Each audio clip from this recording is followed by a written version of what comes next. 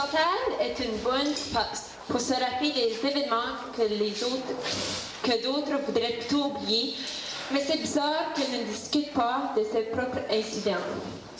Elle vous fait croire qu'elle a la mémoire d'un éléphant, mais au contraire. Un jour, Chantal a été choisie comme une patineuse qui sera dans l'ouverture officielle du groupe de patins artistiques Les Canadiens.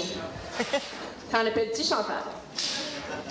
Quand celui-ci est venu à l'aréna de Walden, ceci accomplit des mois de pratique à l'aréna de Walden.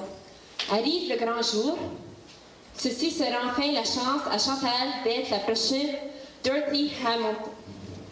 Puisque sa mère travaillait à Sudbury, Chantal demanda à son père de la conduire à Walden pour le spectacle.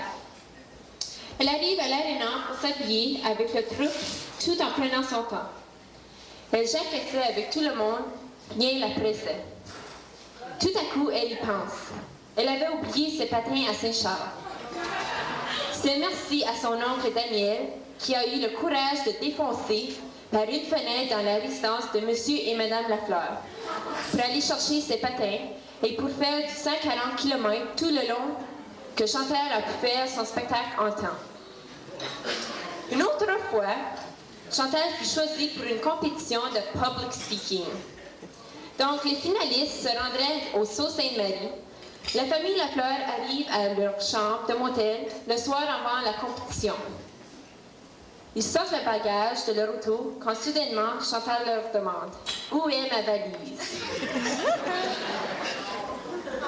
Non seulement que Chantal avait oublié tout son linge, elle avait aussi oublié son speech. Encore une fois, Monsieur et Madame Lafleur appelaient à la parenté pour défoncer dans la maison par une fenêtre pour pouvoir lire le speech à Chantal au téléphone. Chantal nous a dit qu'elle sera présidente un jour d'une association pour les gens qui perdent la mémoire. Malheureusement, elle ne se rappelle pas du nom de l'association. Je suis maintenant très triste aujourd'hui, très triste. Monsieur et Madame Lafleur m'ont annoncé qu'ils ne pourraient pas envoyer Chantal à l'université. L'argent réservé pour ceci aidera à défrayer le coût de remplacer les fenêtres de leur maison qui fut défoncée toutes ces années à cause de Chantal. Mais pas d'inquiétude. Peut-être que Chantal va oublier qu'elle voulait aller à l'université. Pensez-vous?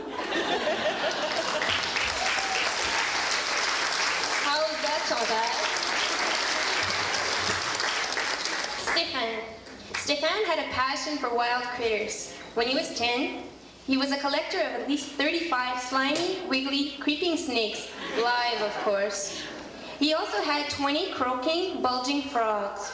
He had a domestic duck, which he named Boomer, a rabbit named Fluffy, a wild snapping turtle called Ninja, and a wiggly dew-worm and 2 baby kittens. His mother decided enough is enough.